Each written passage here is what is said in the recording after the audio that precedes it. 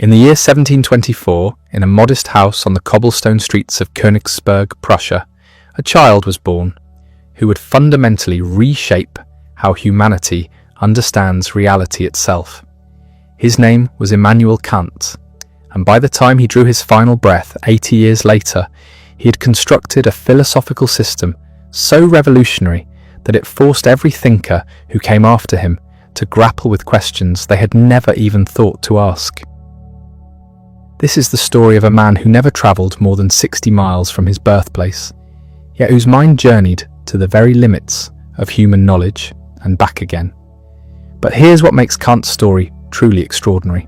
While other philosophers throughout history had claimed to discover truth through pure reason or direct experience, Kant dared to ask a question that seemed almost heretical. What if both approaches were fundamentally flawed?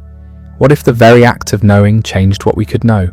What if reality itself was split between what exists and what we can actually experience? These weren't just abstract academic puzzles.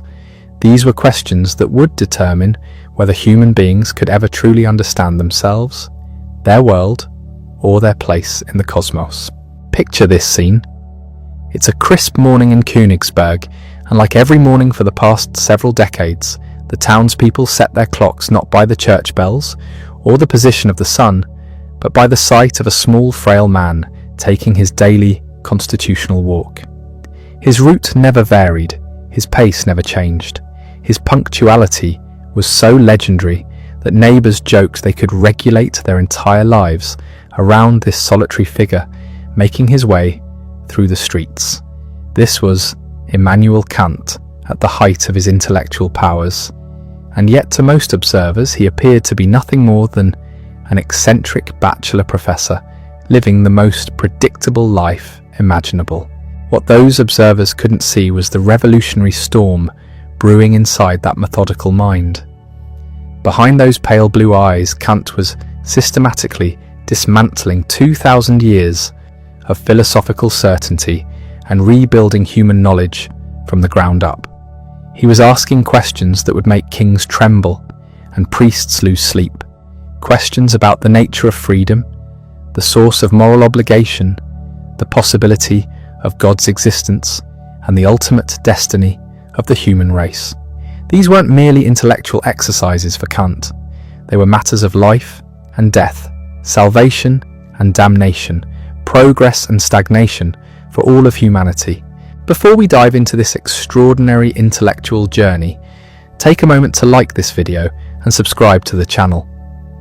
Your support means everything to me, and I'm genuinely curious to know where in the world you're watching from and what drew you to learn about one of history's most influential yet challenging thinkers.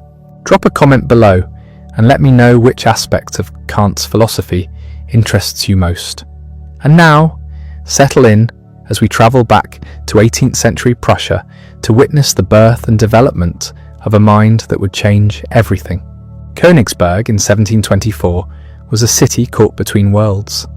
Officially part of Prussia, it retained the character of its origins as a fortress town established by the Teutonic Knights centuries earlier. The city sat on the banks of the Pregel River, its medieval walls and Gothic spires creating a skyline that spoke of ancient traditions and enduring values. Trade flowed through its ports, connecting the Baltic regions with the broader European economy. Universities and churches dominated the intellectual landscape, while craftsmen and merchants filled the bustling markets with the sounds of commerce and conversation. Into this world, on April 22nd, came Immanuel Kant, the fourth child of Johann Georg Kant and Anna Regina Kant.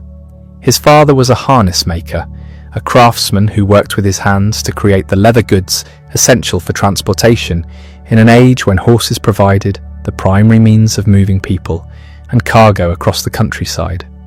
It was honest work, respectable work, but it was not the kind of occupation that typically produced world-changing philosophers. The Kant family lived modestly, their small house reflecting the economic realities of artisan life in early 18th century Prussia. But if the Kant household lacked material wealth, it possessed something far more valuable for the development of a future philosopher. Both parents were deeply committed to Pietism, a reform movement within Lutheranism that emphasized personal devotion, moral purity, and direct relationship with God over elaborate theological doctrine or ecclesiastical hierarchy. Pietists believed that true Christianity showed itself not in complex theological arguments, but in transformed lives, in practical acts of love and service, and in the cultivation of inner spiritual discipline. Anna Regina Kant, Immanuel's mother, embodied these pietist ideals with remarkable consistency. Neighbours and family members would later remember her as a woman of extraordinary moral character, someone who approached every aspect of daily life with a sense of duty and devotion that left lasting impressions on everyone who knew her. She possessed what her son would later describe as a natural nobility of character, an intuitive grasp of right and wrong that needed no complex philosophical justification. For young Immanuel, his mother became the first and most powerful example of moral law made manifest in human life. The pietist influence extended far beyond the Kant household. Anna Regina had become acquainted with Franz Albert Schultz, a prominent pietist pastor and professor at the University of Königsberg. Schultz recognized exceptional potential in the young Kant boy and became instrumental in shaping his early education. When Immanuel was 8 years old, Schultz arranged for him to attend the Collegium Fridericianum, a prestigious pietist gymnasium that combined rigorous classical education with the moral and spiritual formation that defined the movement. The Collegium Fridericianum represented everything that was both admirable and suffocating about pietist education. Students received excellent training in Latin, Greek, mathematics, and natural philosophy. They memorized vast portions of scripture and classical literature. They learned to think systematically and express themselves clearly, but this intellectual rigor came wrapped in an atmosphere of constant moral scrutiny and religious devotion that many students found oppressive. Daily schedules included multiple prayer sessions, regular examinations of conscience, and strict behavioral codes that governed everything from speech patterns to leisure activities. For the young Kant, this educational environment produced a complex mixture of gratitude and rebellion that would shape his entire philosophical project. On one hand, he acquired the intellectual tools and moral seriousness that would enable his later achievements. The pietist emphasis on personal responsibility and inner examination aligned perfectly with his natural temperament. He learned to value duty over pleasure, principle over convenience, and truth over popularity. These were lessons that would echo through every page of his mature philosophical works. On the other hand, the rigid religious orthodoxy and emotional manipulation that often accompanied pietist education left him with a lifelong suspicion of enthusiasm and sentimentality in religious matters.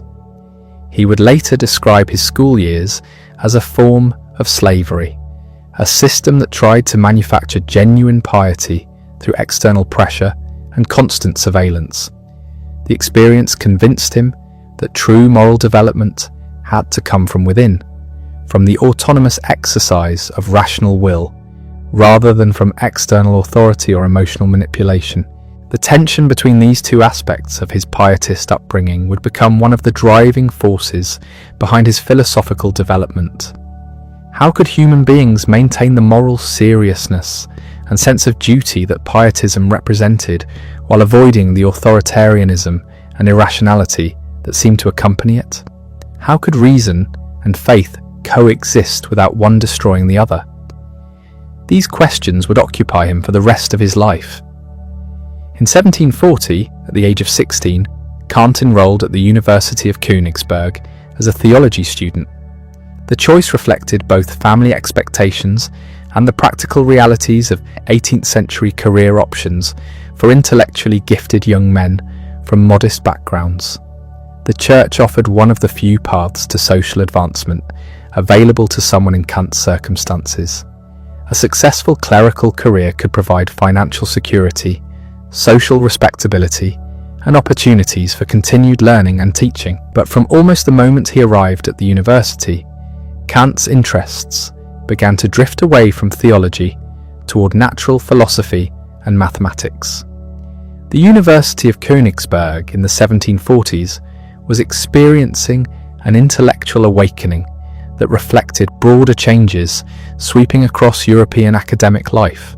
The scientific revolution was transforming how educated people understood the natural world, while the Enlightenment was beginning to challenge traditional sources of authority in every domain of human experience. Kant's most influential professor during these years was Martin Knutzen, a remarkable figure who managed to combine orthodox Lutheran theology with serious engagement with the latest developments in mathematics, physics, and philosophy. Knutzen introduced his students to the mechanical philosophy of Isaac Newton, the rationalist metaphysics of Gottfried Leibniz, and the empiricist epistemology of John Locke.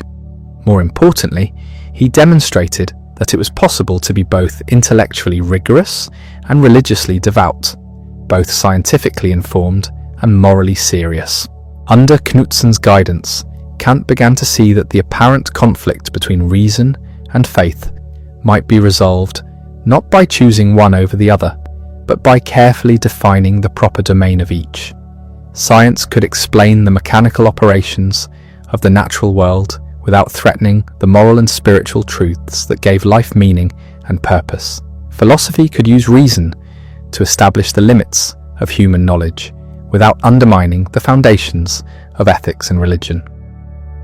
This insight would eventually blossom into one of the central themes of Kant's mature philosophy. The young university student threw himself into his studies with characteristic intensity and systematic thoroughness. He mastered Latin and developed reading competency in French and English, languages that gave him access to the latest philosophical and scientific literature from across Europe. He studied mathematics with enough seriousness to understand the revolutionary implications of Newton's Principia Mathematica.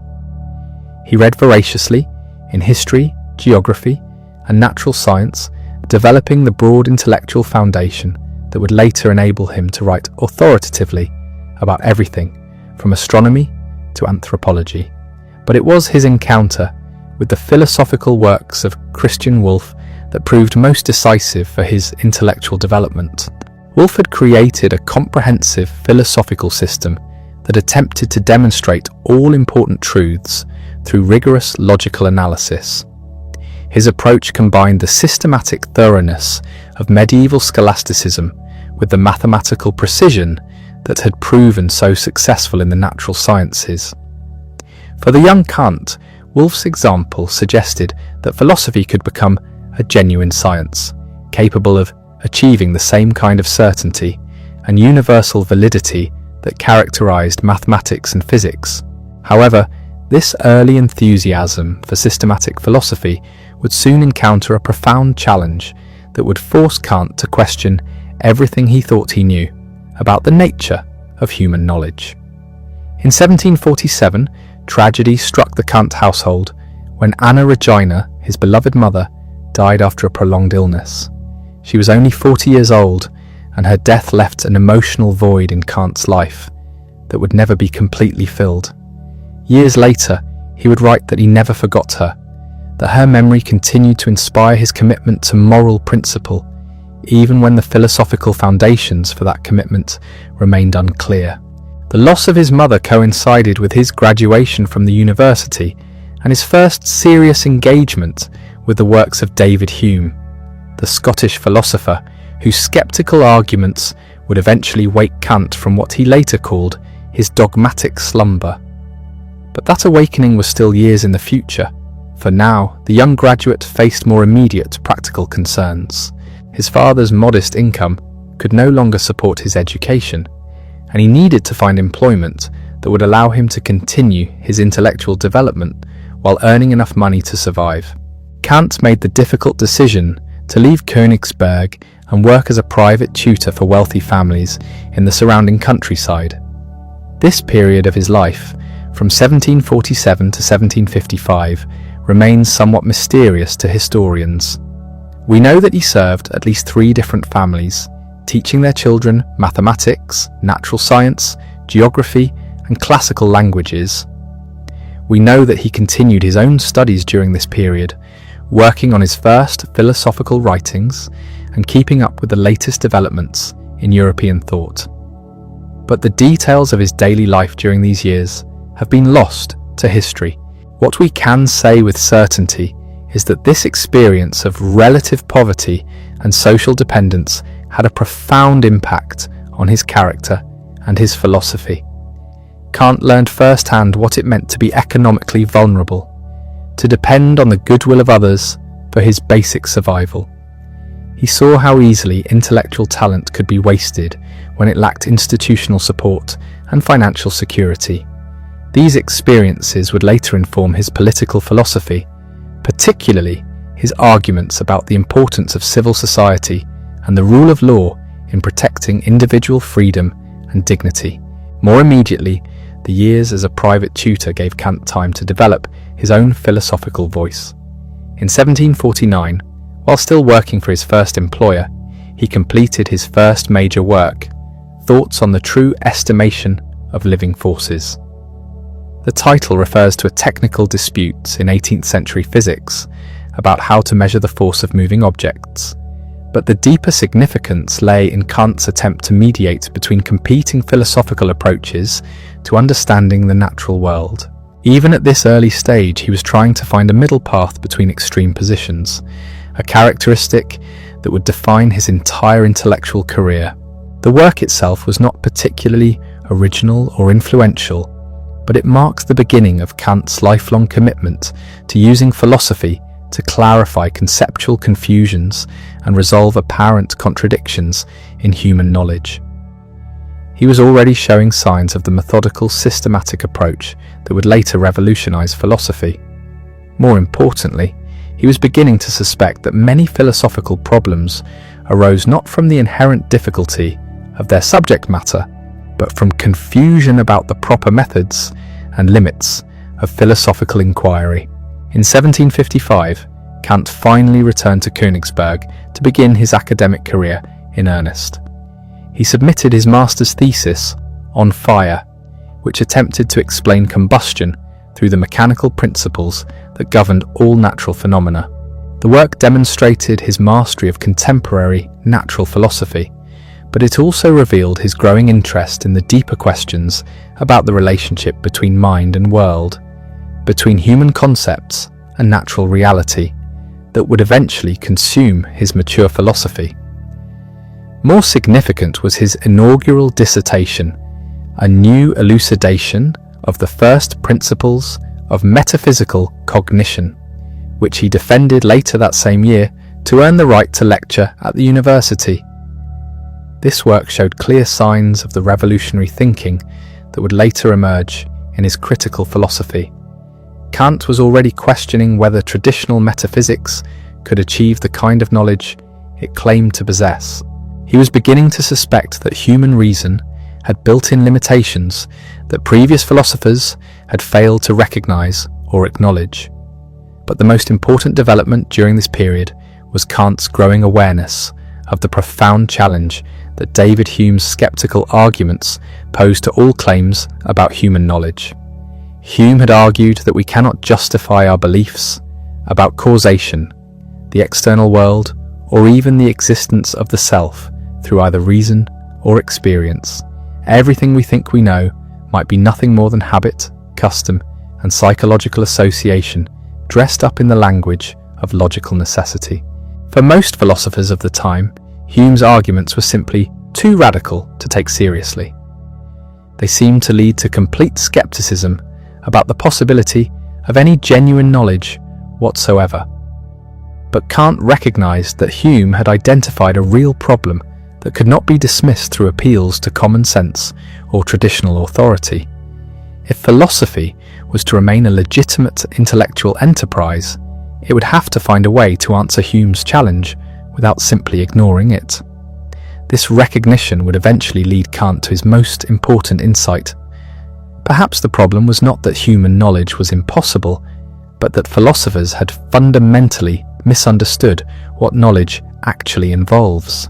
Perhaps the mind was not a passive mirror that simply reflected the structure of an independent reality, but an active faculty that helped to construct the very experience it sought to understand. Perhaps the apparent conflict between rationalism and empiricism could be resolved by showing that both approaches captured important truths about different aspects of the knowing process. But these revolutionary ideas were still gestating in the 1750s. For now, Kant was primarily concerned with establishing himself as a competent lecturer and scholar within the existing academic system. He began offering courses on mathematics, natural science, geography, and moral philosophy, quickly developing a reputation as an engaging and knowledgeable teacher who could make complex ideas accessible to students with varying levels of preparation. His lectures on physical geography became particularly popular, drawing students from across the university and even attracting members of the general public who were curious about distant lands and exotic cultures. Kant had never travelled beyond the immediate vicinity of Königsberg, but his voracious reading and systematic study methods allowed him to present remarkably detailed and accurate accounts of places he had never seen. These lectures revealed another important aspect of his intellectual character: his ability to synthesize vast amounts of information from different sources and organize it into coherent, systematic presentations. During the 1760s, Kant entered what scholars now call his pre-critical period, a time of intense philosophical productivity during which he published a series of works that established his reputation as one of the most promising young philosophers in Germany. These writings showed him grappling with the fundamental questions that would eventually lead to his revolutionary, critical philosophy, but they also revealed a thinker who was still working within broadly traditional frameworks and assumptions. His 1763 essay, The Only Possible Argument in Support of a Demonstration of the Existence of God, attempted to provide a new and more rigorous proof of divine existence.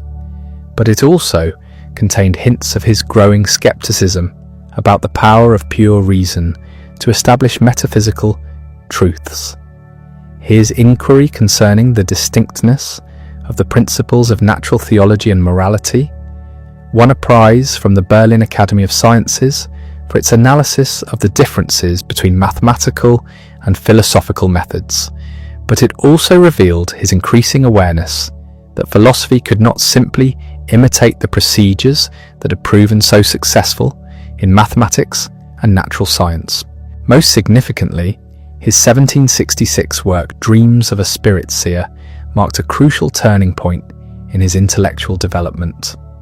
Ostensibly a critique of Immanuel Swedenborg's claims about supernatural visions and communication with spirits, the work actually represented Kant's first systematic attack on traditional metaphysics and its pretensions to knowledge about supersensible reality.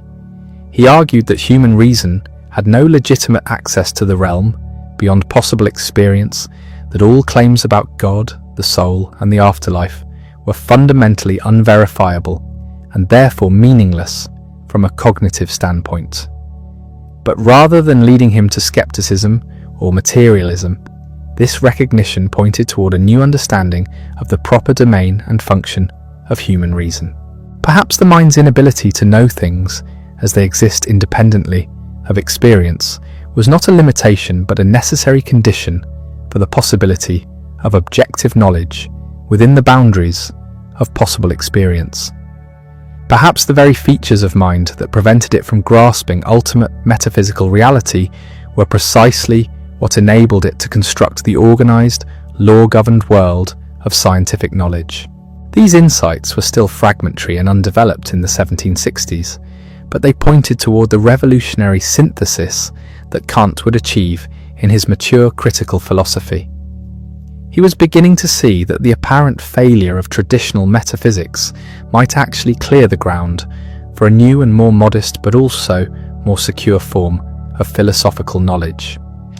By accepting the limits of human reason, philosophy might paradoxically discover new sources of certainty and new foundations for ethics, politics, and religion.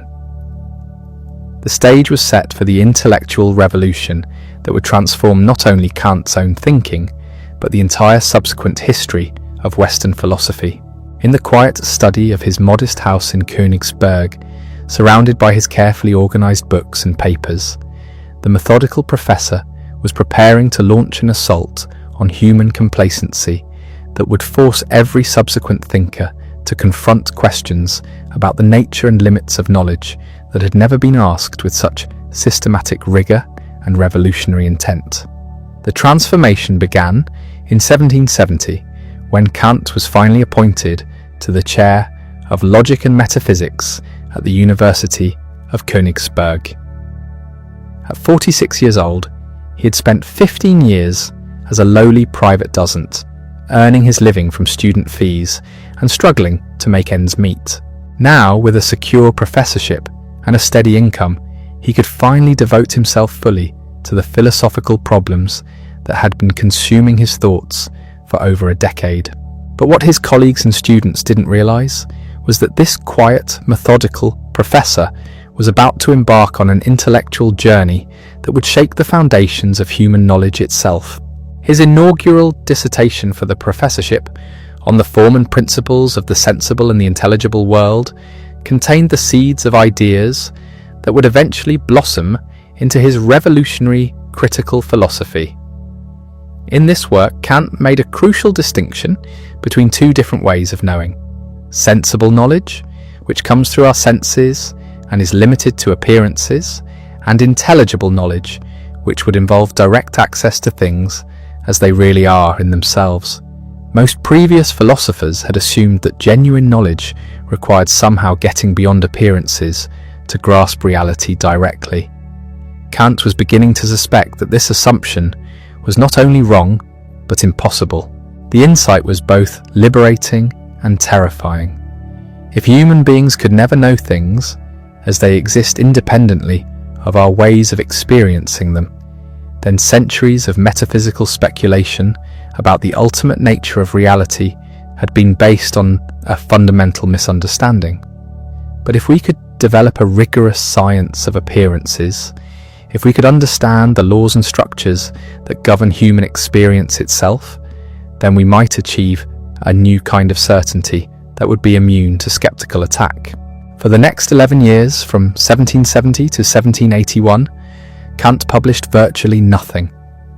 His friends and colleagues began to worry that his creative powers were declining, that the promising young philosopher had settled into comfortable academic routine without producing the major works that his early writings had seemed to promise.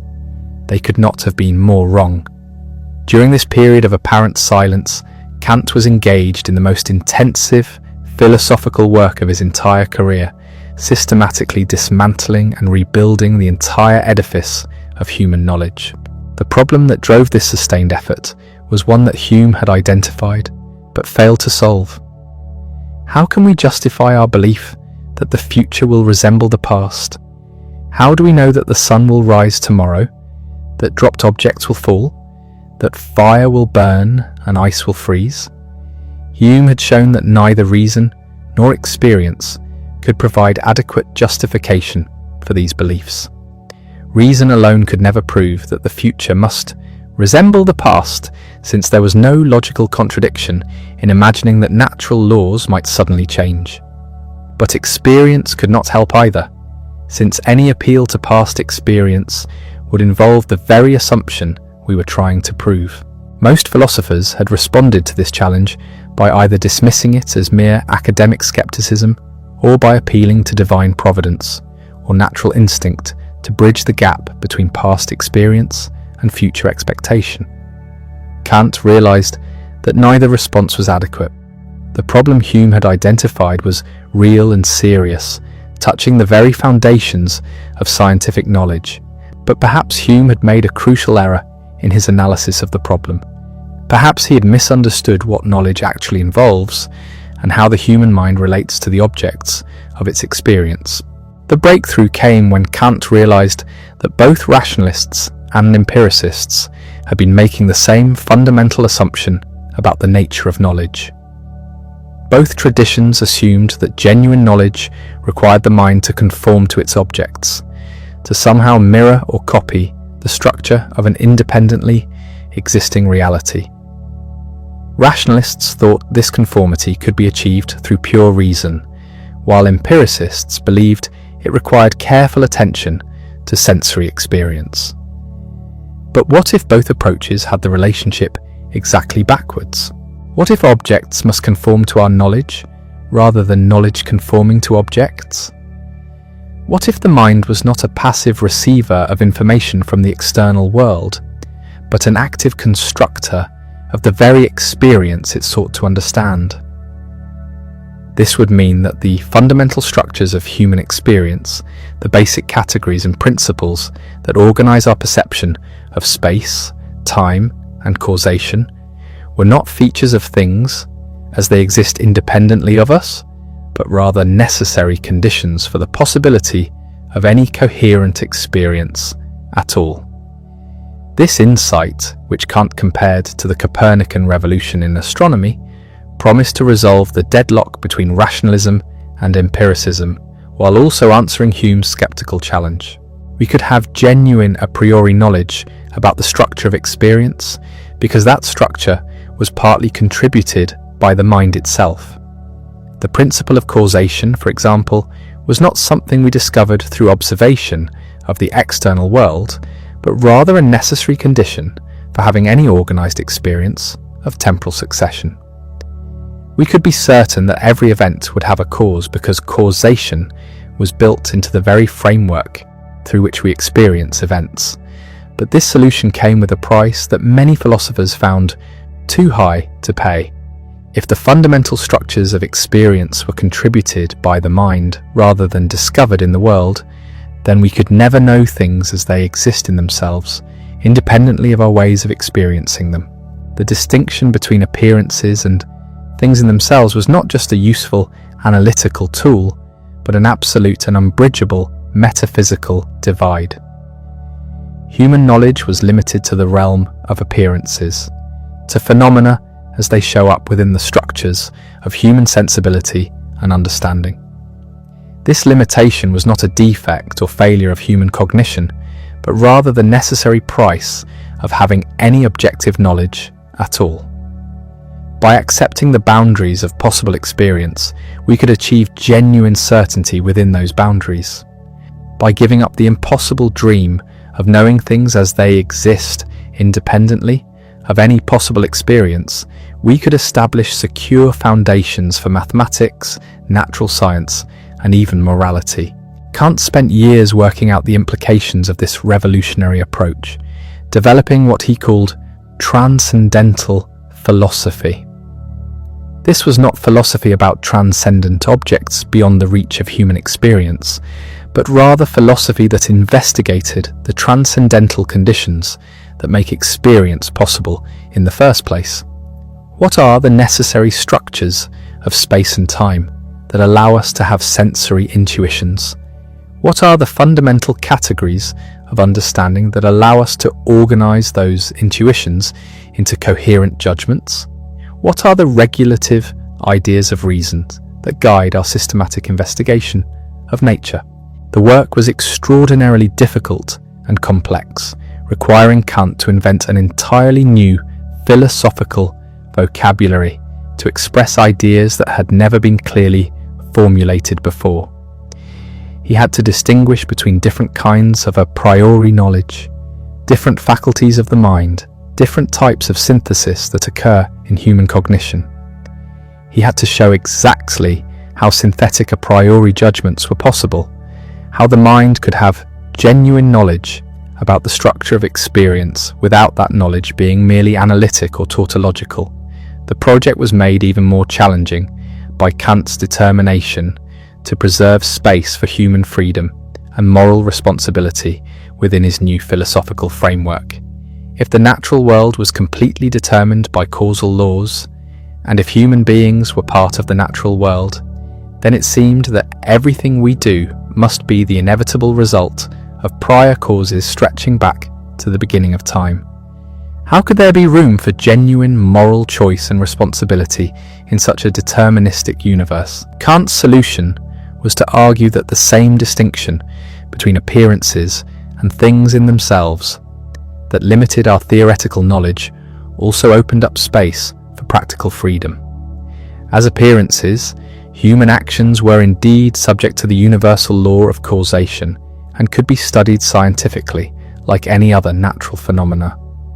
But as things in themselves, human beings might possess a kind of freedom that transcended the causal order entirely, a freedom that belonged not to the phenomenal world of space and time, but to an intelligible realm beyond the reach of theoretical knowledge.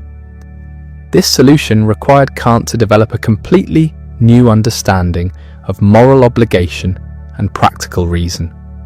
If moral laws could not be derived from theoretical knowledge about human nature or the consequences of actions, then they must have their source in reason itself, in the autonomous capacity of rational beings to legislate universal laws for themselves. The famous categorical imperative, with its demand to act only according to maxims that could become universal laws, was not an arbitrary command imposed from outside, but rather the expression of reason's own legislative authority in the practical sphere. The synthesis of all these ideas finally appeared in 1781 with the publication of the Critique of Pure Reason, a work of such unprecedented scope and complexity that it immediately established Kant as one of the most important philosophers who had ever lived. The book was nearly 800 pages long, written in a dense and technical style that made extraordinary demands on its readers. Kant himself admitted that the work was dry and difficult, lacking the literary graces that might have made it more accessible to general readers. But those who persevered through its labyrinthine arguments discovered a philosophical vision of breathtaking originality and power. Here was a systematic account of human knowledge that seemed to resolve centuries of philosophical dispute while opening up entirely new territories for investigation. Here was a defense of the possibility of synthetic a priori knowledge that rescued both mathematics and natural science from human skepticism, while also establishing clear limits for the legitimate exercise of theoretical reason. The initial reception was mixed and often confused. Many readers simply could not understand what Kant was trying to accomplish, or why his approach represented such a radical departure from previous philosophy. Some dismissed the work as unnecessarily obscure, a deliberate attempt to mystify simple truths through Baroque theoretical machinery. Others recognized its importance, but misunderstood its central arguments, interpreting Kant as either a more radical skeptic than Hume, or as a traditional metaphysician who had simply invented new terminology for old ideas. Kant was deeply frustrated by these misunderstandings, but he was also energized by the recognition that he had indeed accomplished something unprecedented in the history of philosophy. Over the next several years, he worked feverishly to clarify and extend his revolutionary insights, producing a series of works that would establish the critical philosophy as one of the defining intellectual achievements of the Enlightenment. In 1783, he published the Prolegomena to Any Future Metaphysics, a shorter and more accessible introduction to the main themes of the first critique. This work attempted to guide readers through the essential arguments without the full technical apparatus that had made the original so difficult to penetrate. Kant also responded directly to some of the criticisms and misunderstandings that had greeted the first critique, clarifying his position on key issues and defending his approach against alternative interpretations. But even as he was working to clarify his theoretical philosophy, Kant was developing the practical dimension of his critical system. The limitation of theoretical knowledge to the realm of appearances had been motivated partly by the need to preserve space for moral freedom and responsibility. Now he had to show exactly how practical reason operated within that space, how moral laws were possible, and how they related to the theoretical structures he had already established. The result was the Critique of Practical Reason, published in 1788. This work argued that practical reason had its own distinctive principles and procedures that were independent of theoretical knowledge, but equally valid and necessary. The moral law was not derived from empirical observation of human behavior or theoretical analysis of human nature, but rather from reason's own legislative activity in the practical sphere. When we act morally, we are not following rules imposed from outside, but rather expressing our own rational autonomy, our capacity to rise above the merely natural determination of desire and inclination. This understanding of moral autonomy had profound implications for every aspect of human life. Politics could no longer be understood as merely the art of managing competing interests or maintaining social order, but had to be grounded in principles that respected the rational dignity of every human being. Religion could no longer rely on theoretical proofs of God's existence or appeals to external authority, but had to be understood as a practical postulate necessary for the complete realization of moral community. Education could no longer aim simply at transmitting useful information or marketable skills, but had to cultivate the capacity for autonomous moral judgment that defined human beings as rational agents. The third and final critique, the Critique of Judgment, appeared in 1790 and attempted to bridge the gap between the theoretical and practical domains that the first two critiques had established. How could there be any connection between the mechanistic natural world described by theoretical reason and the realm of moral freedom explored by practical reason? How could human beings understand themselves as both natural objects, subject to causal laws, and moral agents, capable of transcending natural determination? Kant's answer involved an analysis of aesthetic and teleological judgment, the kinds of judgments we make when we find something beautiful, or when we interpret natural phenomena as if they were designed for particular purposes.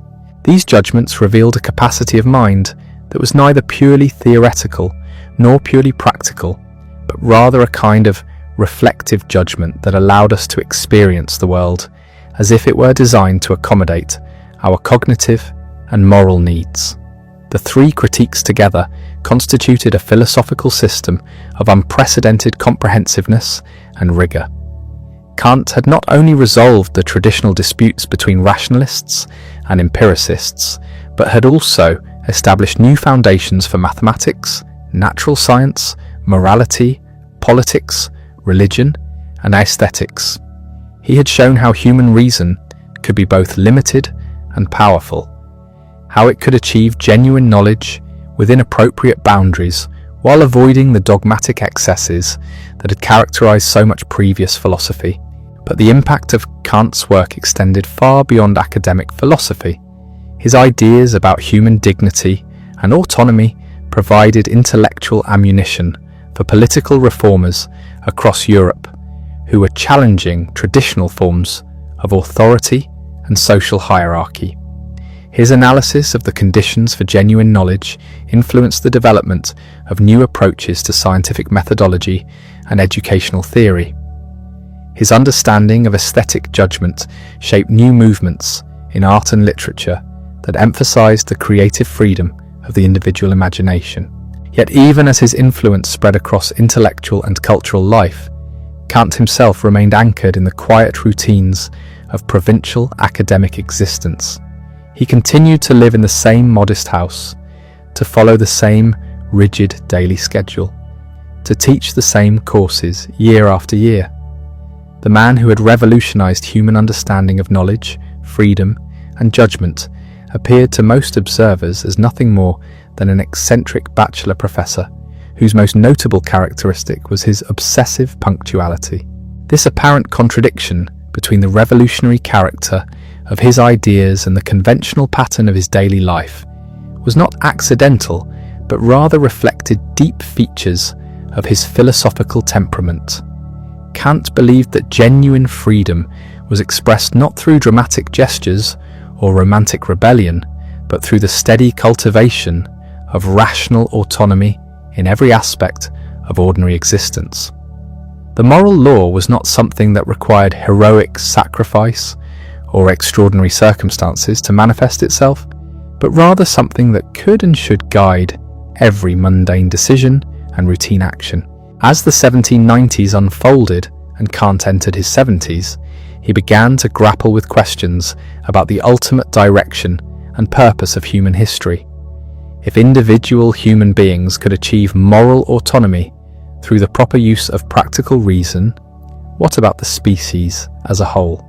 Was there any pattern or direction to historical development that might suggest humanity was making genuine progress toward greater freedom and enlightenment?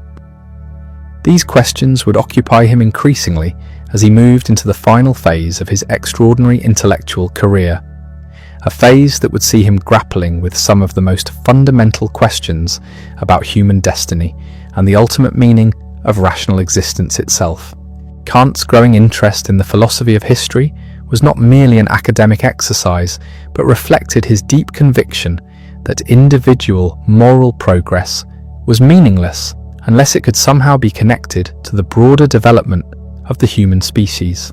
In his 1784 essay, Idea for a Universal History with a Cosmopolitan Purpose, he proposed what seemed like an almost impossible question. Could the chaotic, violent, and often senseless course of human events actually be guided by some hidden rational plan that was gradually leading humanity toward greater freedom and enlightenment? The question was audacious because it required Kant to find a middle path between two equally unsatisfactory extremes. On one side stood those who believed that history was simply a random sequence of events, driven by accident, passion, and the clash of competing interests with no overarching meaning or direction. On the other side were those who claimed to discern divine providence working through historical events, guiding everything toward predetermined ends that human beings could neither fully understand nor meaningfully influence. Kant's solution was characteristically ingenious and complex. He argued that we could think of history as if it were guided by a rational plan without claiming to know that such a plan actually exists. This was not a theoretical truth that could be proven through logical argument or empirical observation, but rather what he called a regulative idea, a necessary assumption for practical action that helped organize our understanding of historical development without making illegitimate claims about ultimate metaphysical reality. The key insight was that human beings are naturally social creatures who nevertheless possess what Kant memorably called their unsocial sociability. We need other people to develop our capacities and achieve our goals, but we also compete with them, conflict with them, and often treat them as obstacles to our own advancement. This fundamental tension creates what Kant described as the mechanism through which nature accomplishes her secret plan for human development. Competition forces individuals to develop their talents and abilities beyond what they would achieve in isolation. Conflict between groups leads to the development of more sophisticated forms of political organization and international law.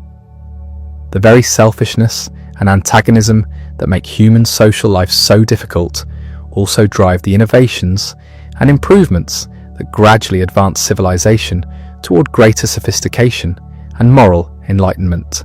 But this progress was neither automatic nor guaranteed.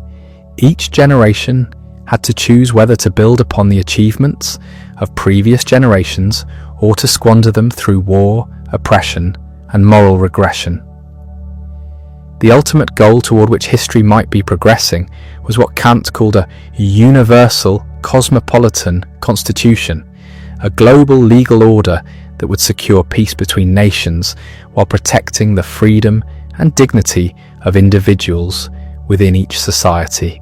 This vision of cosmopolitan progress became increasingly important to Kant as he witnessed the tumultuous events of the 1790s.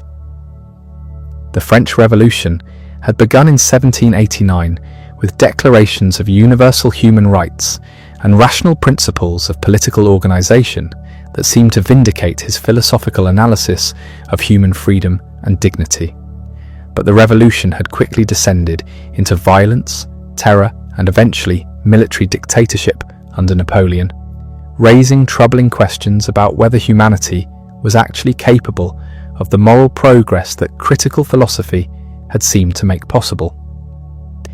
Kant's response to these events revealed both his unwavering commitment to rational principles and his realistic understanding of the obstacles that stood in the way of their implementation.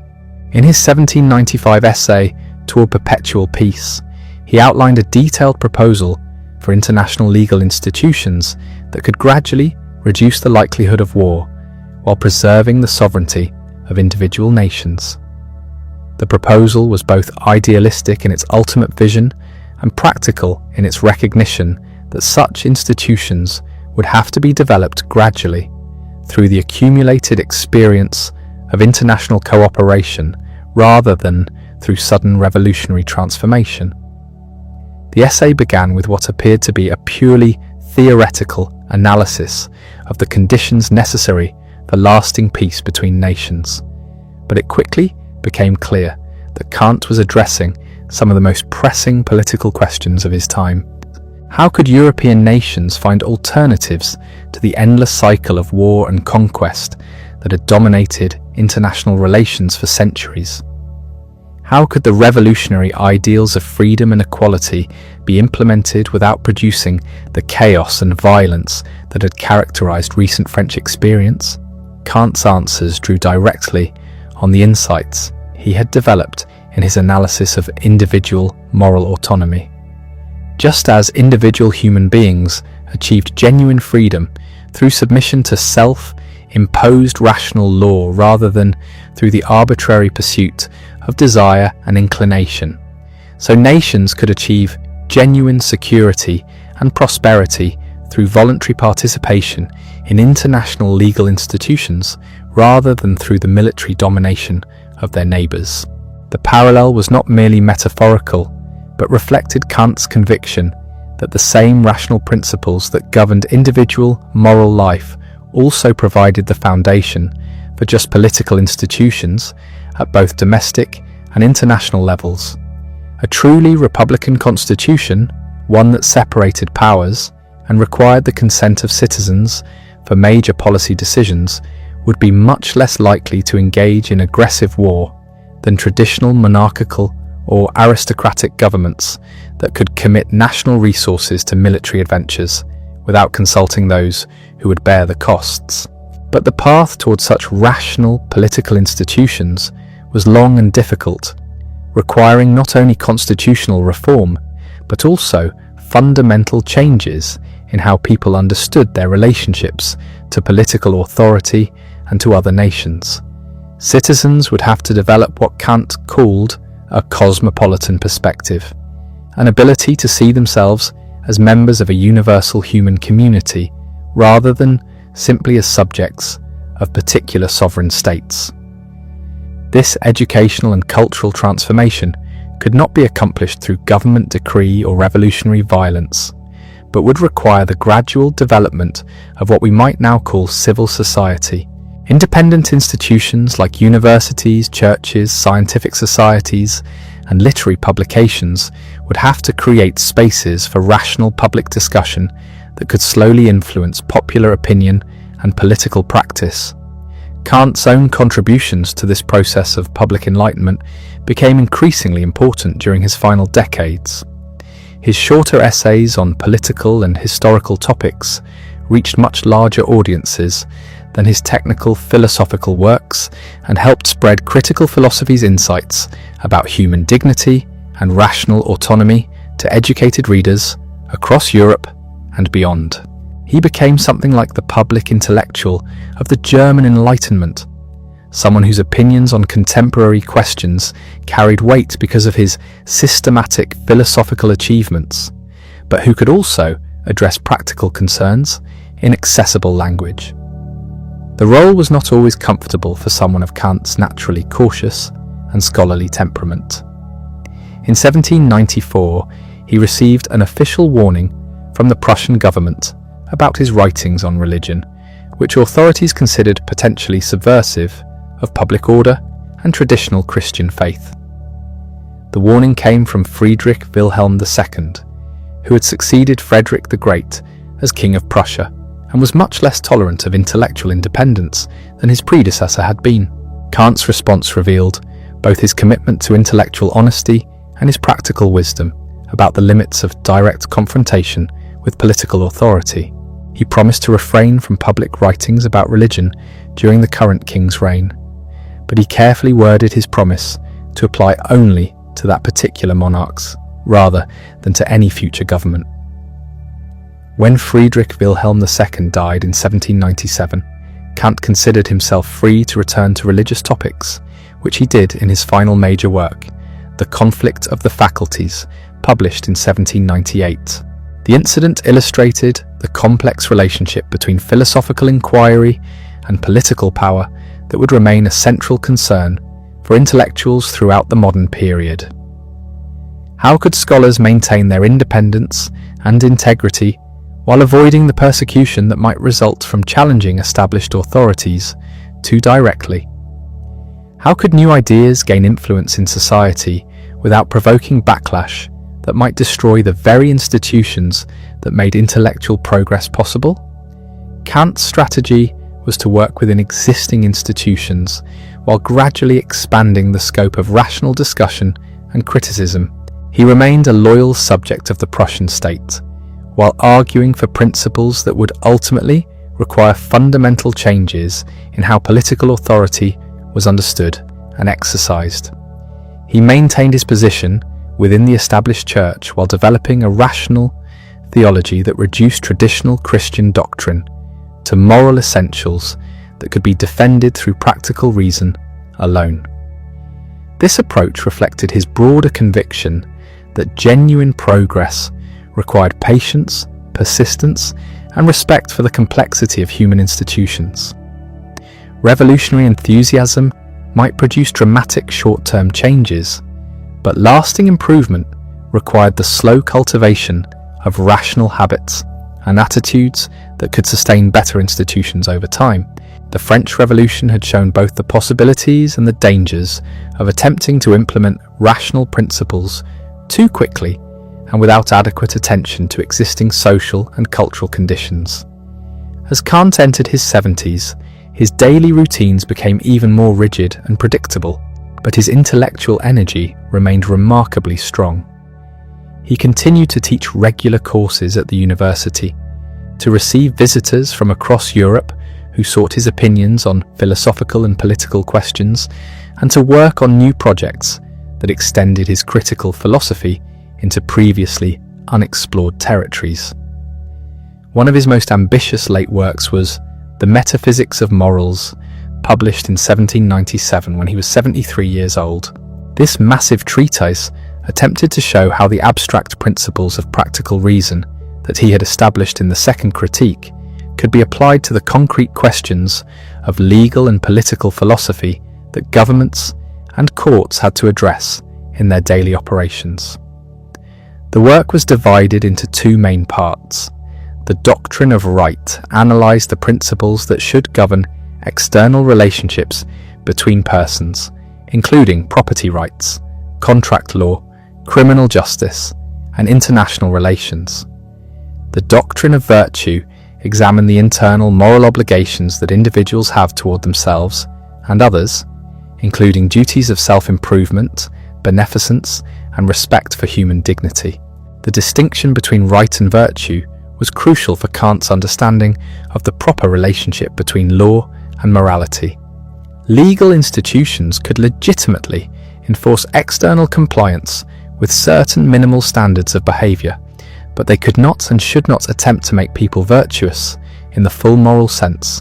Genuine virtue required autonomous choice and could not be produced through external coercion, no matter how well-intentioned.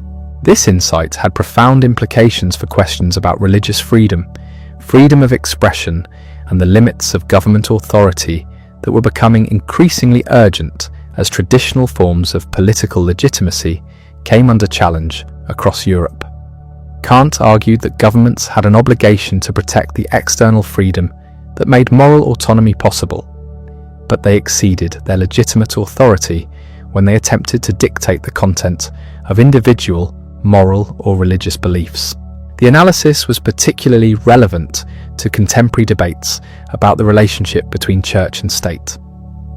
Kant argued that established churches that relied on government support to maintain their authority were actually undermining the very religious faith they claimed to promote.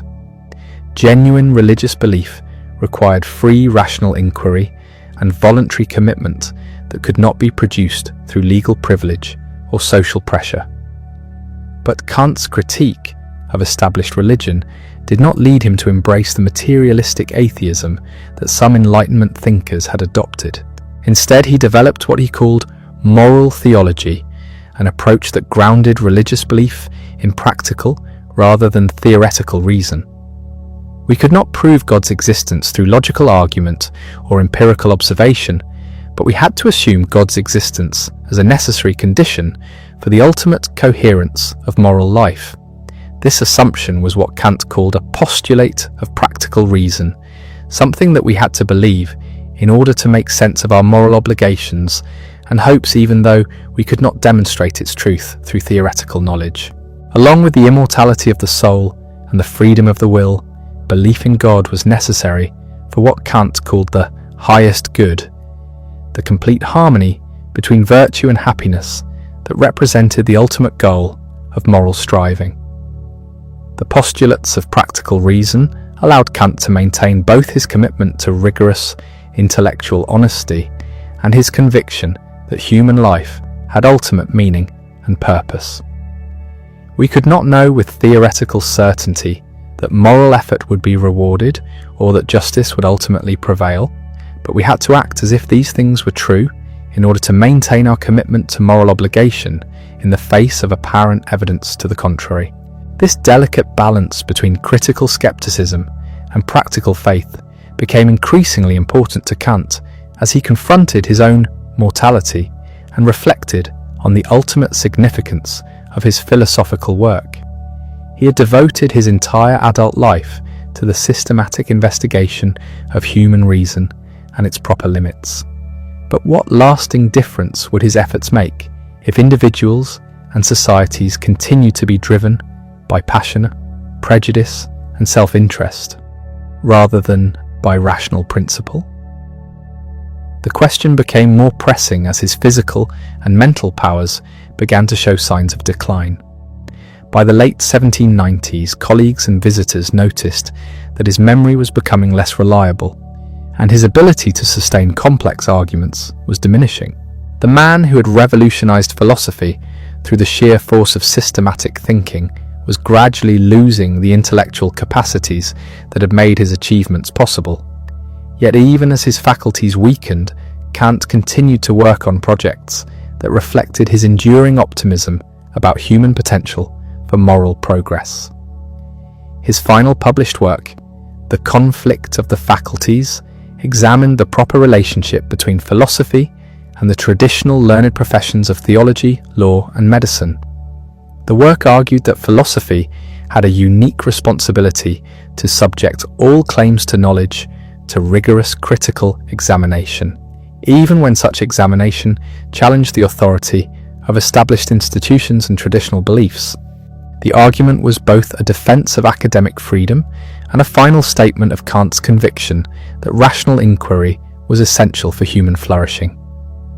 Without the constant questioning and criticism that philosophy provided, societies would inevitably stagnate in comfortable prejudices that prevented them from recognizing new truths or adapting to changing circumstances. But philosophy alone was not sufficient for human progress. The insights of critical inquiry had to be translated into practical reforms that could gradually improve the conditions of human life. This required not only the work of professional philosophers, but also the efforts of educators, political leaders, and ordinary citizens who could apply rational principles to the concrete challenges they faced in their daily lives. As the 18th century drew to a close and a new century began, Kant could look back on an extraordinary intellectual career that had fundamentally altered how human beings understood themselves and their place in the cosmos. The quiet professor, who had never travelled more than 60 miles from his birthplace, had constructed a philosophical system whose influence would spread across continents and centuries, shaping everything from political revolutions to scientific methodology to artistic movements. But perhaps more important than any specific doctrine or argument was the example Kant had provided of what it meant to live according to rational principles in an uncertain and often hostile world.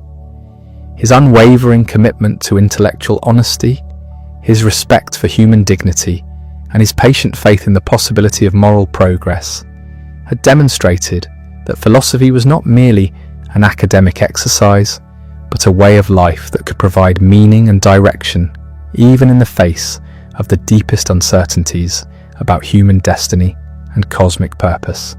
The final phase of Kant's life unfolded against the backdrop of a rapidly changing world that seemed to validate both his hopes and his fears about human progress. Napoleon's armies were reshaping the map of Europe, carrying revolutionary ideals across national boundaries, while also demonstrating the ease with which rational political principles could be corrupted by personal ambition and military power.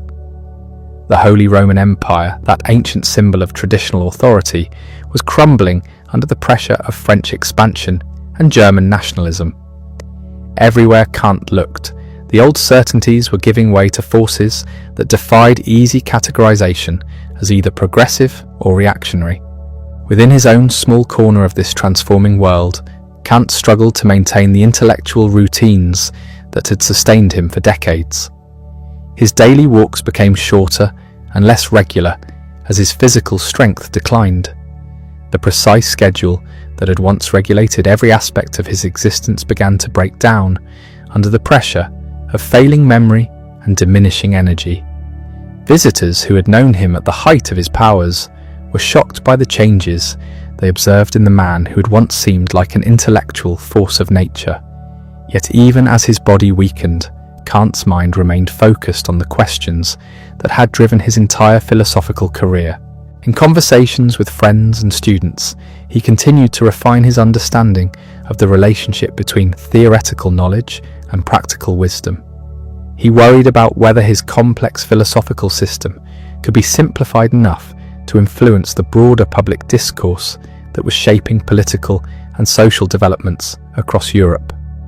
The technical vocabulary and intricate arguments that had been necessary to establish critical philosophy on secure foundations might also prevent it from having the practical impact that Kant had always hoped it would achieve. This tension between philosophical rigor and popular accessibility had plagued Kant throughout his career, but it became particularly acute as he witnessed the violent excesses of revolutionary politics in France and the authoritarian reaction that followed. The very people who most needed the guidance that critical philosophy could provide were often least equipped to understand its subtle distinctions and qualified conclusions. How could the insights about human dignity and rational autonomy that lay at the heart of his moral philosophy be translated into forms that could guide practical decision-making in the messy world of actual politics? Kant's response was to focus increasingly on educational questions that had always been implicit in his philosophical work but had never received systematic treatment. If critical philosophy was to have lasting influence, it would have to shape how future generations learn to think about themselves and their relationships to others. This meant developing new approaches to moral education that could cultivate the capacity for autonomous judgment without falling into either dogmatic indoctrination or relativistic permissiveness. The challenge was enormous because it required fundamental changes in how educators understood their role and responsibilities. Traditional approaches to moral instruction had relied heavily on authority, whether religious, political, or cultural, to provide students with ready-made answers to ethical questions. But Kant's analysis suggested that genuine moral development required individuals to discover and internalize rational principles through their own thinking rather than through passive acceptance of external commands. This did not mean that teachers should simply abandon their students to figure out everything for themselves through trial and error. Rather, it meant that education should focus on developing the intellectual and emotional capacities that made autonomous moral judgment possible. Students needed to learn how to think systematically about complex problems, how to consider the perspectives and interests of others, and how to distinguish between principles that could be universally applied and those that reflected merely personal preferences or cultural accidents. The educational implications of critical philosophy extended far beyond formal schooling to encompass the entire range of institutions and practices that shaped public opinion and cultural development. Churches, newspapers, voluntary associations, and informal social networks all played crucial roles in either promoting or hindering the kind of rational discourse that Kant believed was essential for moral progress. During his final years, Kant paid particular attention to the role that religious institutions could play in fostering moral development without undermining intellectual freedom. His own relationship with Christianity had always been complex, shaped by his pietist upbringing, but also by his philosophical commitment to rational autonomy. He had concluded that the essential core of Christian teaching was consistent with the moral insights of critical philosophy. But he also believed that much traditional Christian doctrine was either irrelevant to moral life or actively harmful to the development of rational faith. The challenge was to preserve what was valuable in religious tradition while eliminating those elements that encouraged superstition, fanaticism, or passive dependence on external authority. Kant argued that true religion was fundamentally moral religion, focused on helping individuals understand and fulfill their duties to themselves and others, rather than on elaborate theological speculation or ritualistic observance. This approach to religious questions reflected his broader conviction that all human institutions should be evaluated according to whether they promoted or hindered the development of rational autonomy.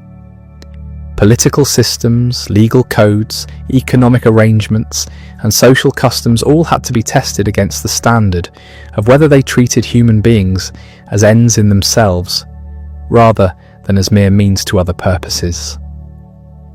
The application of this principle led Kant to positions that were often ahead of his time, but would later become central to liberal democratic theory. He argued for representative government, separation of powers, freedom of speech and religion, and international institutions that could reduce the likelihood of war between nations. He also defended the rights of women to participate in public discourse, though he stopped short of advocating full political equality, and he condemned slavery as fundamentally incompatible with human dignity, though he shared many of the racial prejudices common among educated Europeans of his era.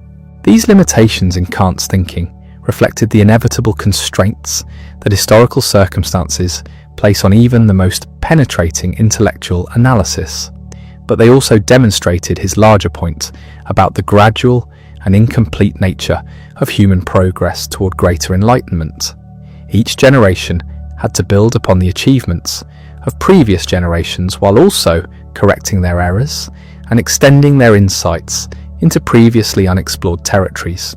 As Kant entered his final years, he became increasingly preoccupied with questions about the ultimate destiny of the human species. Would the slow progress toward greater freedom and rationality that he had traced in his philosophy of history continue indefinitely, Or were there natural limits to human development that would eventually bring moral progress to a halt? Could the tensions between individual autonomy and social cooperation that drove historical development be permanently resolved? Or would they continue to generate new conflicts and challenges for future generations?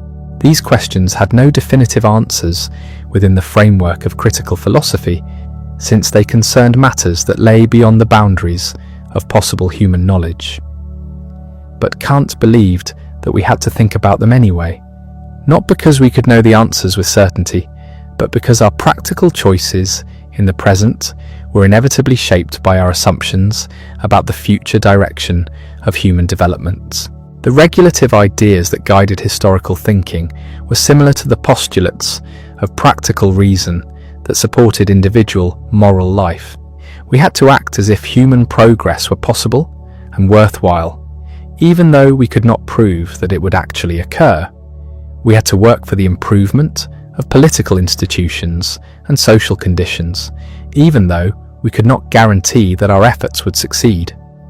We had to educate young people for citizenship in a more rational and just world, even though we could not know whether such a world would ever come into existence. This combination of practical optimism and theoretical humility became increasingly important to Kant as he confronted the reality of his own approaching death. He had devoted his entire adult life to the systematic investigation of human reason and its proper limits, but he could not know with certainty whether his philosophical work would have any lasting impact on the broader development of human civilization. The uncertainty was particularly painful because Kant's philosophy had always been motivated by practical concerns about how human beings should live, rather than by purely academic curiosity about abstract theoretical problems. He had constructed his elaborate system of critical philosophy not as an end in itself, but as a means to the larger goal of promoting human freedom, dignity, and happiness. If that system proved too complex or demanding for widespread adoption, then its theoretical sophistication would count for very little in the final analysis. Yet Kant also recognized that intellectual work, like moral action, had to be undertaken for its own sake rather than for the sake of guaranteed results. The duty to think clearly and honestly about fundamental questions was not conditional on the certainty that such thinking would produce immediate practical benefits. Just as individuals had to act according to moral principles, regardless of whether doing so would make them happy or successful, so philosophers had to pursue truth, regardless of whether their discoveries would be welcomed or implemented by their contemporaries. This understanding of intellectual duty as an end in itself provided Kant with a source of consolation and meaning that sustained him through the physical decline and social isolation of his final years.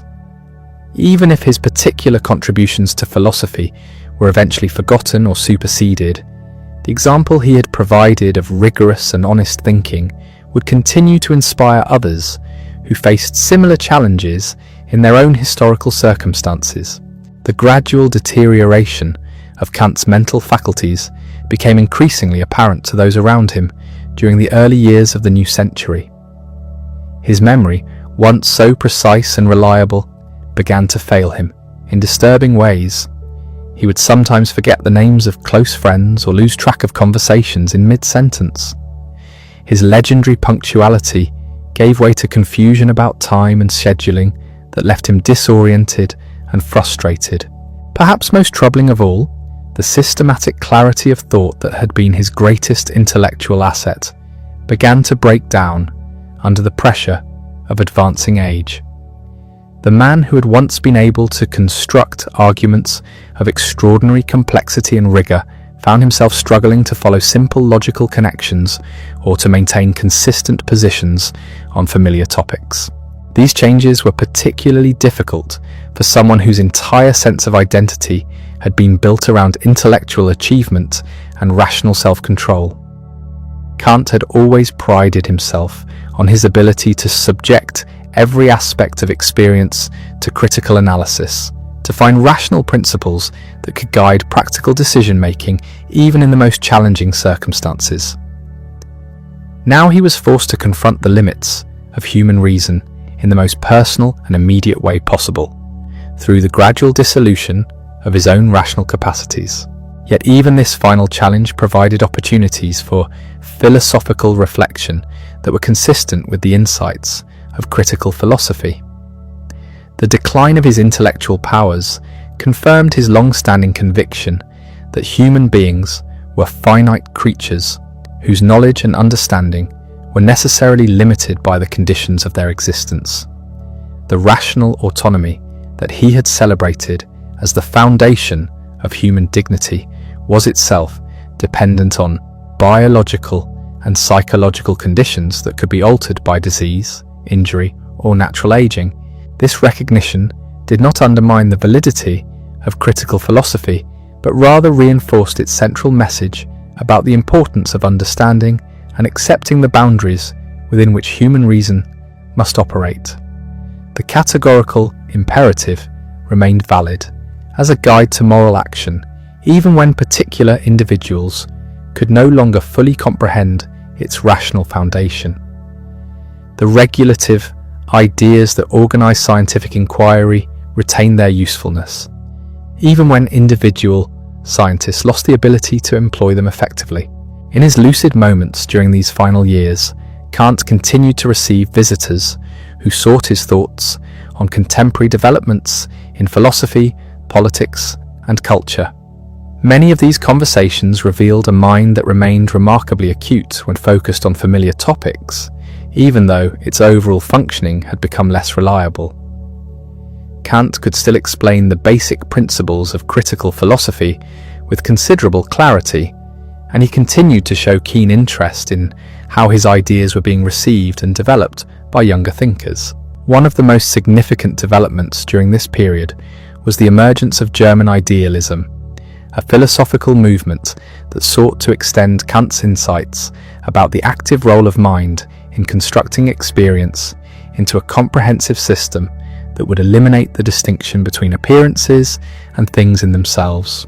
Thinkers like Johann Gottlieb Fichte, Friedrich Schelling, and the young Georg Wilhelm Friedrich Hegel argued that Kant had been too cautious in limiting human knowledge to the realm of phenomena.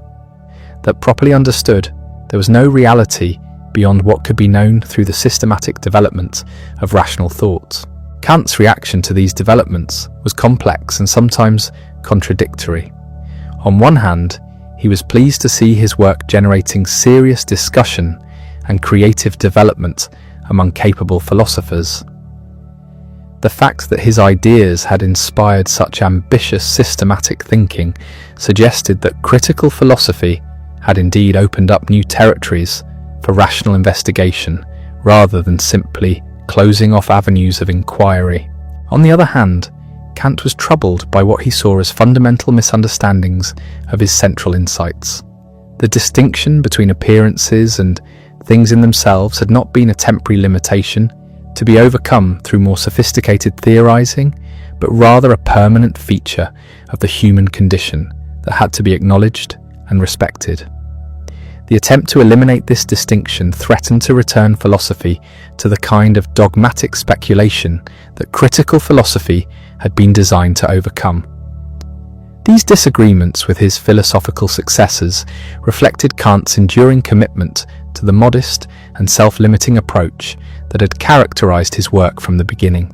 He had never claimed that critical philosophy provided complete or final answers to the fundamental questions of human existence, only that it offered a more rigorous and honest way of thinking about those questions than had been available before.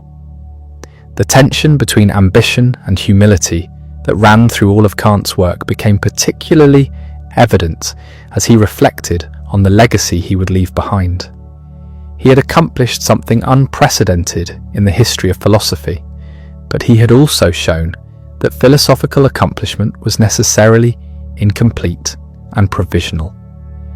Each generation would have to take up the work of rational inquiry anew, building on previous achievements, while also correcting their limitations and extending them in new directions. As 1804 dawned, Kant's condition continued to deteriorate, though he still maintained some of the routines that had structured his life for so many decades. His servants continued to dress him carefully each morning and to serve his meals at regular times. Visitors were still received in his study, surrounded by the books and papers that represented a lifetime of systematic thinking about the deepest questions human beings could ask. The approaching end brought with it a strange mixture of sadness and relief. Sadness because it marked the conclusion of one of the most remarkable intellectual careers in human history, the final chapter in a life devoted to extending the boundaries of human knowledge and understanding. Relief because it promised release from the frustrating limitations that had increasingly constrained his ability to think and communicate with his former clarity and precision. In these final weeks, Kant's thoughts turned increasingly to the question that had motivated his entire philosophical enterprise from the very beginning. What could human beings hope for in a universe that seemed to operate according to mechanical laws that left no room for freedom, purpose, or ultimate meaning? The answer he had developed through decades of systematic analysis remained as compelling as ever. Even as his own capacity to articulate it continued to fade. Human beings could hope for the gradual realization of moral community, a world in which rational principles of justice and respect for human dignity would increasingly shape political institutions and social relationships. They could hope for the continued development of scientific knowledge that would expand their understanding of natural processes and their ability to improve the conditions of human life. They could hope for the eventual establishment of international legal institutions that would reduce the likelihood of war and promote peaceful cooperation between nations. But most fundamentally, they could hope for the continued development of their own rational and moral capacities, their ability to think clearly about complex problems and to act according to principles that could be universally shared. This hope was not based on theoretical knowledge about the ultimate structure of reality, but rather on practical faith in the value and possibility of human moral progress. As February 1804 progressed, Kant's physical condition weakened dramatically. The daily walks that had regulated his life for so many years became impossible. His appetite failed, and he spent increasing amounts of time in bed, drifting in and out of consciousness. Friends and colleagues who visited during these final days were struck by his peaceful acceptance of approaching death, his apparent freedom from the fear and anxiety that might have been expected given his philosophical emphasis on the limits of human knowledge about ultimate questions. On February 12, 1804, as winter maintained its grip on Königsberg and snow covered the familiar streets where he had walked for 8 decades, Immanuel Kant drew his final breath. His last recorded words were, "Es ist gut," it is good. Whether this represented a judgment about his own life, an acceptance of death, or simply a moment of confused utterance, no one could say with certainty. But the words seemed fitting for a philosopher who had devoted his entire career to understanding the conditions under which human beings could legitimately claim that something was truly good. The news of Kant's death spread quickly through Königsberg and then across the German states and beyond. Universities held memorial services. Newspapers published lengthy obituaries attempting to summarize his contributions to human knowledge. Scholars began the process of collecting and editing his unpublished manuscripts, recognizing that even his fragmentary later writings might contain insights that would reward careful study. But perhaps the most significant response to Kant's death was the quiet recognition among thoughtful people throughout Europe that something unprecedented had ended. Here had been a human being who had managed to combine extraordinary intellectual achievement with exemplary moral character, who had shown that the life of the mind could be lived with both rigorous honesty and practical wisdom. His example suggested possibilities for human development that might inspire others to attempt similar combinations of theoretical insight and ethical commitment. The funeral itself was a modest affair, reflecting Kant's own preferences for simplicity and his lifelong distrust of ceremonial display. He was buried in the cathedral cemetery of Königsberg, his grave marked by a simple stone that bore his name and dates without elaborate decoration or lengthy inscription. The location seemed appropriate for someone who had spent his entire life in that small Prussian city, never travelling far from home, but managing to send his ideas across continents and centuries. Yet even as Kant's physical presence disappeared from the world, his intellectual influence was just beginning to reach its full extent. The 3 critiques would be translated into dozens of languages and studied in universities around the globe. His insights about human dignity and rational autonomy would inspire political movements seeking to extend freedom and justice to previously excluded groups. His analysis of the conditions for genuine knowledge would reshape scientific methodology and educational theory.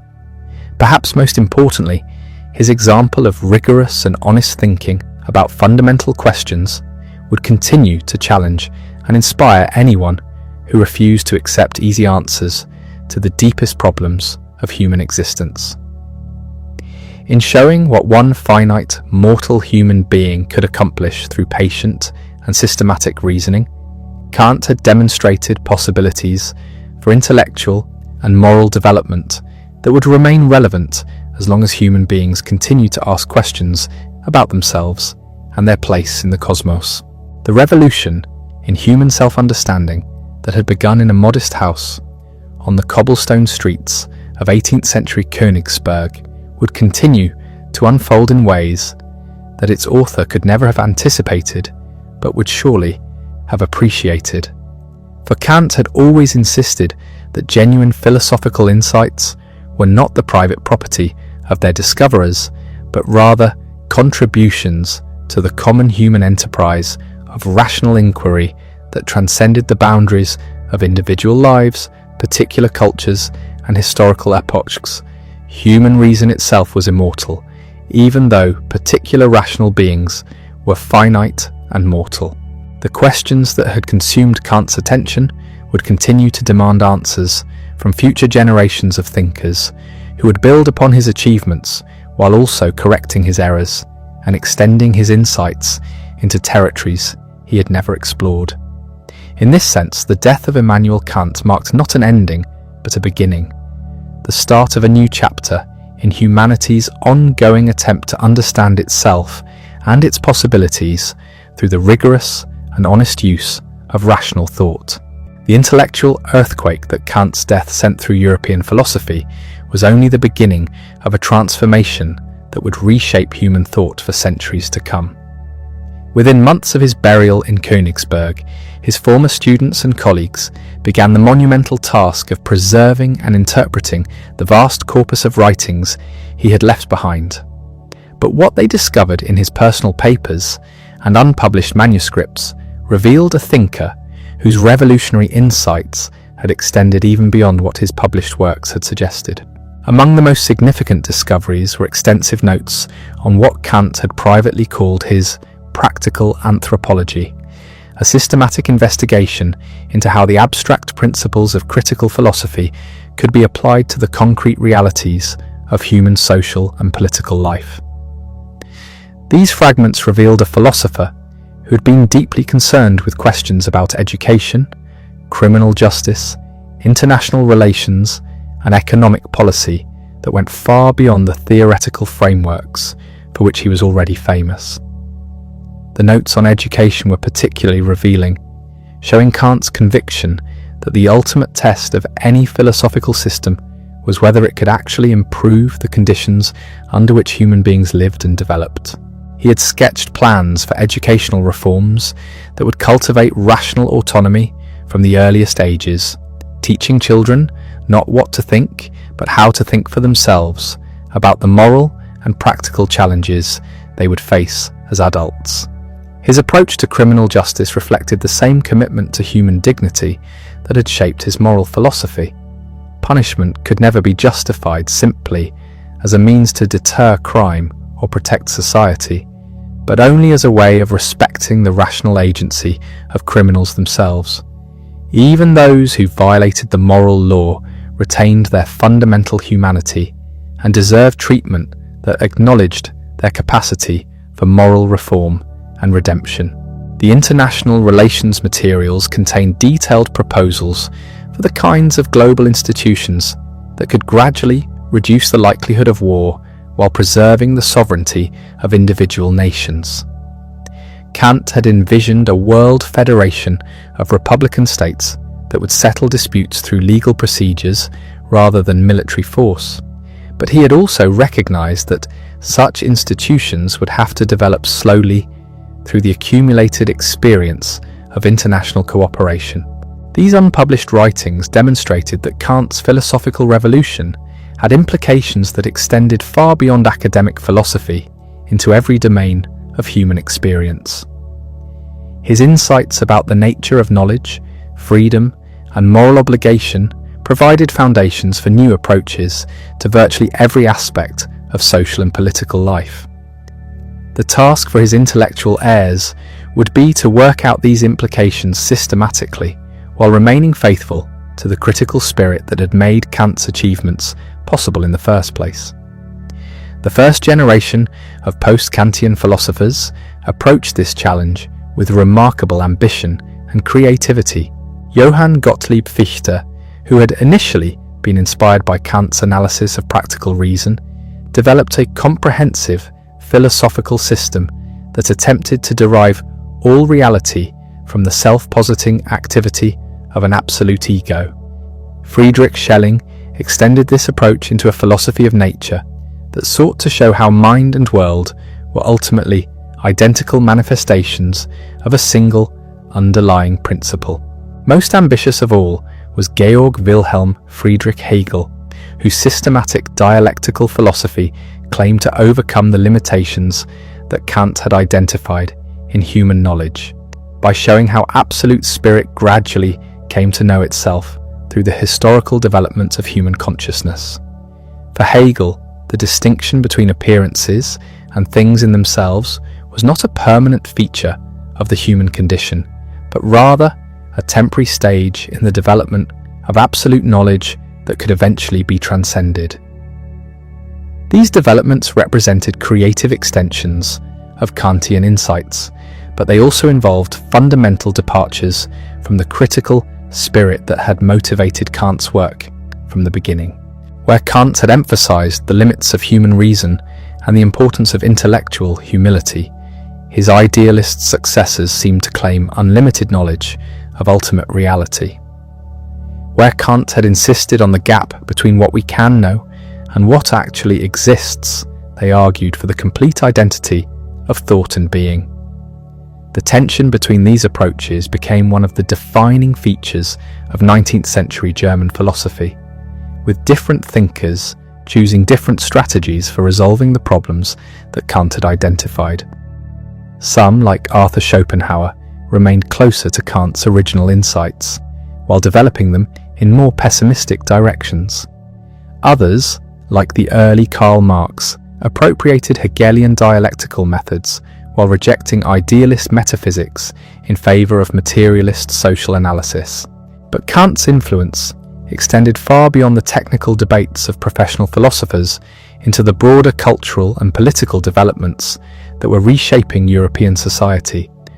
The French Revolution had demonstrated both the liberating potential and the dangerous excesses of attempts to reorganize society according to rational principles. The Napoleonic Wars had shown how revolutionary ideals could be corrupted by personal ambition and military power. The gradual industrialization of European economies was creating new forms of social organization that required fresh thinking about justice, freedom, and human dignity. In all these areas, Kant's insights about the nature of human autonomy and the conditions for legitimate political authority provided crucial resources for understanding and responding to rapid social change. Liberal political theorists drew on his arguments about the importance of individual rights and representative government. Educational reformers used his analysis of moral development to design new approaches to childhood education. Religious thinkers found in his moral theology a way to maintain faith commitments while accepting the conclusions of modern science and historical criticism. The influence was not limited to Europe but spread wherever European ideas and institutions were transplanted or imposed. The American founding fathers had already incorporated many Enlightenment insights about natural rights and separation of powers into their constitutional framework, but Kant's more systematic analysis of these principles provided additional theoretical support for democratic institutions and individual liberty. The abolition movements that were gaining strength on both sides of the Atlantic found in Kant's emphasis on human dignity powerful arguments against slavery and other forms of systematic oppression. If all rational beings possessed inherent worth that could never be reduced to mere means for other purposes, then the institution of slavery was not just economically inefficient or politically dangerous, but fundamentally immoral in ways that no consequentialist calculation could justify. Women's rights advocates discovered similar resources in Kant's moral philosophy, though they had to extend his insights beyond the limitations that his own historical circumstances had imposed on his thinking. If rational autonomy was the foundation of human dignity, then the exclusion of women from political participation and economic opportunity could not be justified by appeals to natural differences or traditional customs that contradicted this fundamental principle. The scientific revolution that Kant had helped to clarify and justify continued to transform human understanding of the natural world throughout the 19th century. Darwin's theory of evolution provided new insights into the biological origins of human beings that seemed to challenge traditional religious accounts of human nature and destiny. But Kant's distinction between scientific knowledge of appearances and practical faith in moral and religious truths offered ways of accommodating scientific discoveries without abandoning fundamental commitments to human dignity and moral obligation. The development of new mathematical and logical techniques raised fresh questions about the nature of a priori knowledge that Kant had claimed was necessary for the possibility of objective experience. Non-Euclidean geometries suggested that the spatial intuitions Kant had considered universal features of human sensibility might actually be contingent products of particular evolutionary or cultural developments. But these discoveries also confirmed his broader insight that the mind played an active role in constructing the experience it sought to understand. Throughout all these developments, Kant's example of rigorous and systematic thinking about fundamental questions continued to inspire intellectuals who were grappling with unprecedented challenges and opportunities. His demonstration that it was possible to combine intellectual honesty with practical wisdom, scientific understanding with moral commitment, provided a model for engaged scholarship that remained relevant even as the specific content of human knowledge continued to expand and change. The universities that proliferated across Europe and North America during the 19th century institutionalized many of the educational ideals that Kant had pioneered. The research university, with its emphasis on independent inquiry and critical examination of received wisdom, reflected his conviction that genuine learning required active participation rather than passive absorption of authoritative doctrines. The academic freedom that became a defining feature of modern higher education embodied his insights about the importance of protecting rational inquiry from political and religious interference. But perhaps the most significant legacy of Kant's work was not any particular doctrine or institution, but rather the intellectual habits and attitudes that his example had helped to establish. the commitment to following arguments wherever they might lead, regardless of their implications for comfortable beliefs or established interests. The recognition that human knowledge was both powerful and limited, capable of genuine insight within appropriate boundaries but prone to dangerous overreach when those boundaries were ignored. The conviction that rational inquiry was not merely an academic exercise, but a practical necessity for anyone who sought to live a fully human life. These habits of mind proved especially important as the 20th century brought challenges that tested the foundations of European civilization in ways that previous generations could hardly have imagined. 2 world wars, totalitarian ideologies, genocidal violence, and the development of weapons capable of destroying all human life forced thoughtful people to reconsider basic assumptions about progress, rationality, and moral development that had shaped Enlightenment optimism about human potential. Some responded to these challenges by rejecting the entire project of rational inquiry and moral philosophy as naive or dangerous illusions that had contributed to the disasters they were meant to prevent. Others sought refuge in religious fundamentalism or political authoritarianism that promised certainty and security at the cost of intellectual freedom and individual autonomy. But many found in Kant's example of critical philosophy resources for understanding and responding to unprecedented challenges without abandoning fundamental commitments to human dignity and rational discourse. The recognition that human reason was finite and fallible, rather than undermining the project of rational inquiry, actually provided important safeguards against the kind of dogmatic overconfidence that had contributed to ideological extremism. The insistence that moral principles had to be capable of universal application offered protection against the relativism and nihilism that seemed to follow from the collapse of traditional sources of authority. The conviction that individual autonomy was the foundation of human dignity provided principled grounds for resisting totalitarian movements that sought to subordinate persons to abstract collective goals.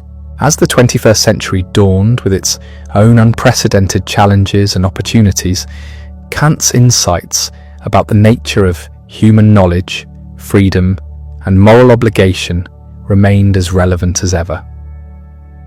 Advances in neuroscience and cognitive psychology were providing new understanding of how the mind actually works, that sometimes confirmed and sometimes challenged his analysis of mental faculties and their operations.